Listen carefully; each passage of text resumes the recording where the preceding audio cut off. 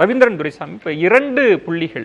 ஒரு பக்கம் தேசிய அளவில் திமுக நகருகிறது பாஜக எதிர்ப்பை முன்னிறுத்தி, இன்னொரு புறம் அமித்ஷா அவர்கள் கிராமம் தோறும் போங்க அப்படின்ற ஸ்ட்ராட்டஜியை எடுக்கிறாங்க. முதல்ல திமுகவோட ஸ்ட்ராட்டஜி எந்த அளவுக்கு அந்த வியூகம் கை கொடுக்கும்? திமுகவோட ஸ்ட்ராட்டஜிங்கிறது தமிழ்நாட்டை தவிர மற்ற ஸ்டேட்டில் ஸ்டேக்ஸ் இல்லாத கட்சி.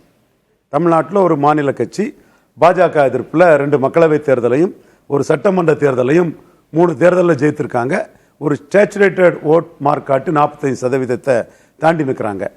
அவங்க ஜெயலலிதா அம்மையார் இருக்கும்போது அவங்க எஸ்டாப்ளிஷ் லீடர், இரட்டை தலைமையாக இருக்கும் போதும் சரி, இப்பொழுது எடப்பாடியும் சரி, அவங்க தங்களுக்கு இணையான ஒரு தலைவராட்டு ஸ்டாலின் மதிக்கலை.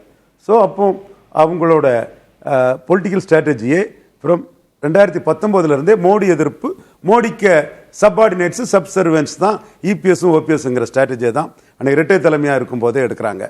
அதற்கு பிறகு ஒற்றை தலைமையா வந்த பிறகும் மக்களவை தேர்தலுங்கும் போது அந்த மோடி எதிர்ப்பை ஸ்டாலினை முன்னிறுத்தி அவங்க எடுக்கிறாங்க. இப்பவும் அவங்க எடப்பாடியை எதிர்க்கிறத விட மோடி எதிர்க்கிறது அரசியல் ரீதியாக ஒரு 13+5 ஒரு 18% கிறிஸ்டின் முஸ்லீம் ஓட்டு தங்களுக்கு கன்சால்டேஷனாக கிடைக்கும். அது உறுதியாக கிடைக்கும்ங்கிறதுல ஒரு நம்பிக்கையில் அந்த மோடி எதிர்ப்பில் உள்ள எதிர்ப்பு வாக்களை கன்சால்டேட் பண்ணதான் அவங்க நோக்கம்.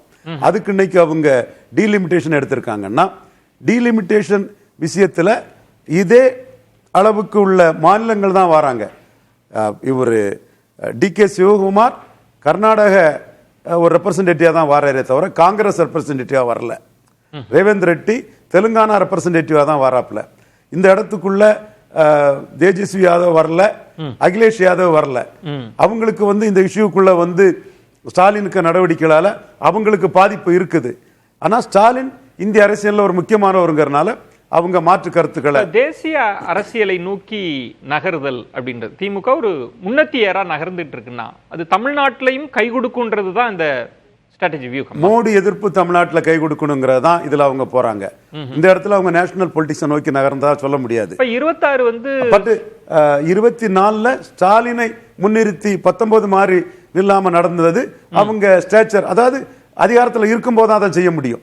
ஜெயலலிதா எங்கள் பிரதமர் வாஜ்பாய், உங்கள் பிரதமர் மோடின்னு கேட்டவங்க, மோடியா லேடியான்னு உங்கள் பிரதமர் யாருன்னு கேட்டவங்க மோடியா லேடியான்னு கேட்டாங்கன்னா அதிகாரத்தில் இருந்தாங்க. அந்த இடம் தான் இப்ப 26 தானே. அடுத்து ஒரு நாடாளுமன்ற தேர்தல் அப்படின்னா திமுகவினுடைய நகர்வு, அதற்கு பின்னால் இருக்கிற வியூகன்றது நோக்கத்தை நம்ம தள்ளி வச்சுட்டு அரசியல் கணக்குன்னு பார்த்தா நாடாளுமன்ற தேர்தல் இல்ல, நியாயப்படி அவங்க பிரதான எதிர்கட்சியா இருக்கிற அதிமுகவோடு தானே சண்டை போடணும். இல்ல, அதிமுக தொடர்தோல்வியில் இருக்கிறாங்க.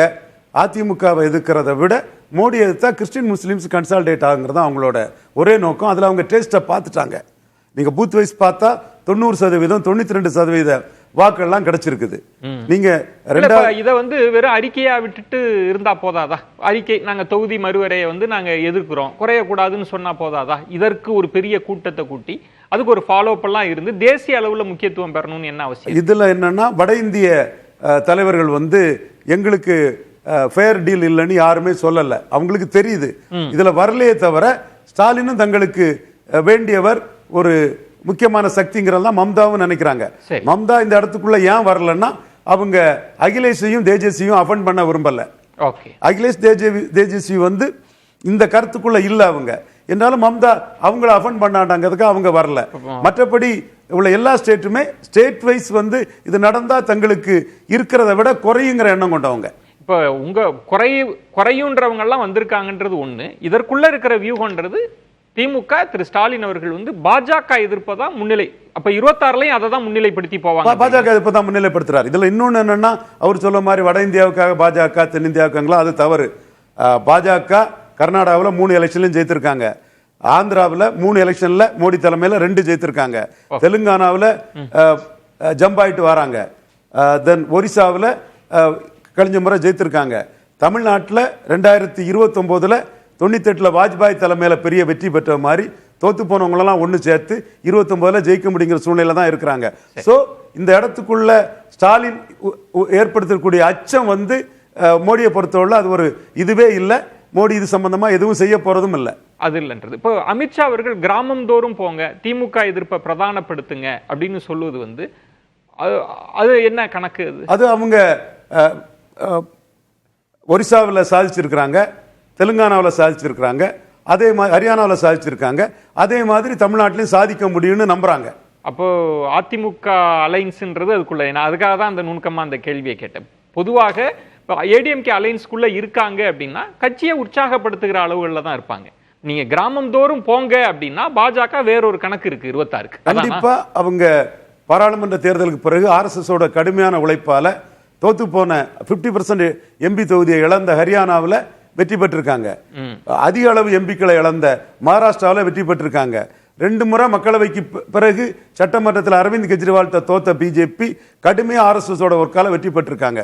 அந்த வகையில் 18% என்டிஏவை எடுத்தவங்க மற்ற சக்திகளையும் இணைச்சு ஒரு 30% அளவுக்கு என்டிஏ இங்க கொண்டு வர முடியும்னு அவங்க நினைக்கிறாங்க. என்டிஏ தலைமைங்கிறத அவங்க விரும்புறாங்க. ஓகே.